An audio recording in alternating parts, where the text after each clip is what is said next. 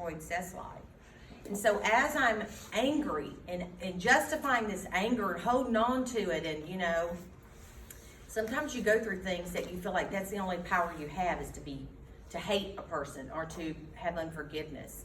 And the truth was, it was like eating me alive. I mean, it was like acid in my stomach and in my soul pouring out of me. And I was really dealt with that morning, and I had forgiven her, and forgiven them like a year or two before, and let it go. And I mean, seriously, had, let it go, wiped it out of my soul, out of my being. And I still had not met them. So that morning, ironically, when I was woke up, and I felt like, God speaking to me to go and give her peace. I was like, I'm cool with that. We're cool. I don't need to look at her and give her peace. I'm cool. Everything's good. And when we showed up, the lady was this is ironic now because I didn't know this. You see her laying there. She's in the latter stages of Alzheimer's. She's wearing a diaper. She can't get up by herself. They're having to do things for her. That's how Seth came home. Instead of walking in and me going, having this real, vindication, feeling good about, yes, justice was served. I didn't feel that. Because of what I went through, I actually felt great compassion for this lady. I walked in and just began to weep. And when we first drove up, I couldn't even get out of the car. I was having an anxiety attack. And Seth took my hand. He said, Mom, breathe. Trust God. And I know. And I got up and I went in. And when I went in, he really did pray for this lady and kissed her on the head. And this is the lady that, I'm sorry, but quote unquote, ruined all of our lives.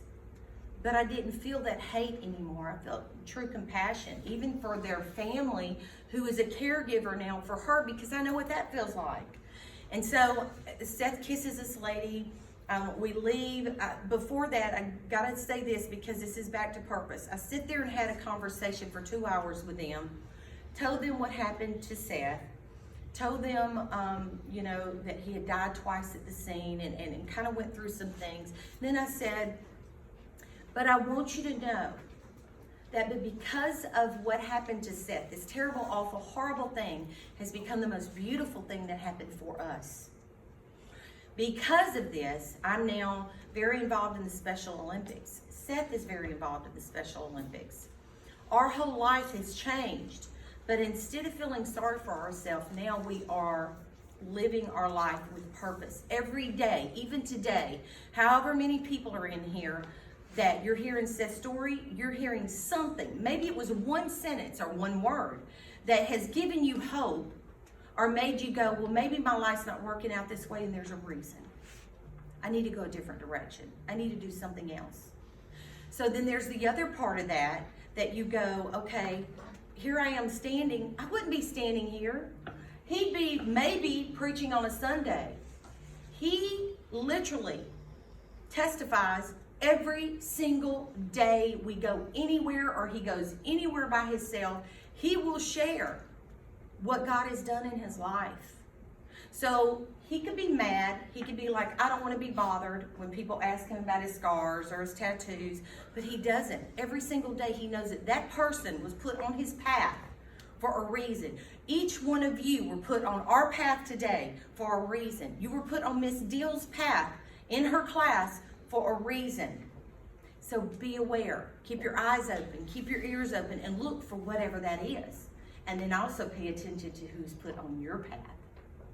What will you say to them that's going to make the difference in their life, in their day? What positive thing is it? Just treating someone with respect? Telling them they're going to do okay? You're going to live through it? I know you feel like quitting. I know you feel like giving up. I know you feel like killing yourself. But just live through it. You will get through this. Just live through it. Any more questions?